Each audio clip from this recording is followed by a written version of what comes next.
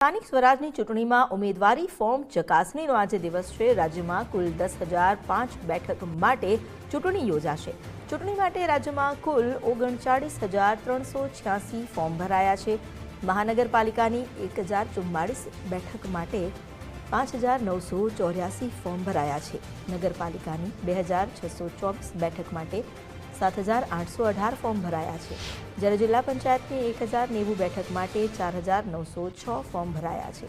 તાલુકા પંચાયતની કુલ 5,234 બેઠક છે, જેના માટે 20,638 ઉમેદવારોએ ફોર્મ ભર્યા। સ્ક્રુટિની બાદ બિનહરીફ બેઠકોની સ્થિતિ સ્પષ્ટ થશે। આજે ફોર્મ ચકાસણી બાદ જે ઉમેદવારી પત્ર છે તેની સ્ક્રુટિની કર્યા બાદ સ્થિતિ સ્પષ્ટ થશે। કેટલી બેઠક હજુ બિનહરીફ થઈ રહી છે, કેટલા ફોર્મ જે રદ થાય છે તે અંગેની સ્થિતિ પણ સ્પષ્ટ થશે। ડમી ઉમેદવારોના ફોર્મ પણ રદ થશે। જે પ્રકારે આજે ફોર્મની ચકાસણી કરવામાં આવી રહી છે ત્યારબાદ સ્થિતિ વધુ સ્પષ્ટ થશે। તાલુકા પંચાયતની 5,234 બેઠક માટે 20,638 ઉમેદવારોએ ઉમેદવારી નોંધાવી છે। આ ફોર્મ ચકાસણી કરવામાં આવશે। અમારી સાથે જોડાયા છે સંવાદદાતા નિકુંજ જાની। નિકુંજ, આજે ફોર્મ ચકાસણીનો દિવસ છે, એટલે એક રીતે જોવા જઈએ તો હજુ સ્થિતિ વધુ સ્પષ્ટ થશે। આ ફોર્મ ચકાસણી ક્યારથી શરૂ થશે, શું વિગતો?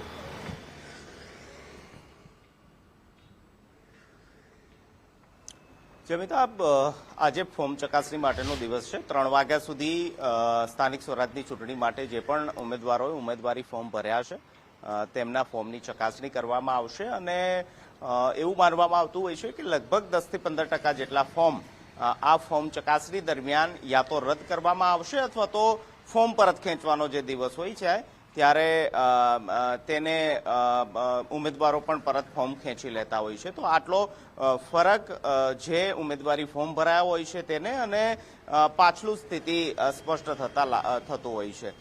રાજકીય પક્ષો અમુક સીટો પર ડમી ઉમેદવાર પણ ઉતારતી હોય છે।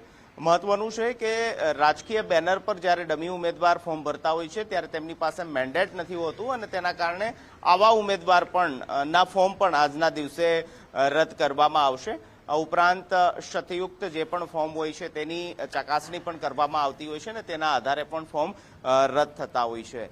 સ્થાનિક સ્વરાજની 10,000 કરતાં વધુ જે બેઠકો પર ચૂંટણી થવાની છે તેમાં લગભગ 39,000 કરતાં વધુ ઉમેદવારી ફોર્મ ભરાયા છે અને આ તમામ ઉમેદવારી ફોર્મ છે તેની ચકાસણી આજે જે તે જિલ્લા કચેરી ખાતે, તાલુકા અને નગર કચેરી ખાતે કરવામાં આવશે। આભાર આપનો જાણકારી આપવા માટે। તો આજે કચેરીઓ ખાતે જે ફોર્મ ભરવામાં આવ્યા છે તેની ચકાસણી થશે। તમામ દસ્તાવેજોને ચેક કર્યા બાદ કયા ફોર્મ જે વેલિડ છે તેની ગણતરી કરવામાં આવશે।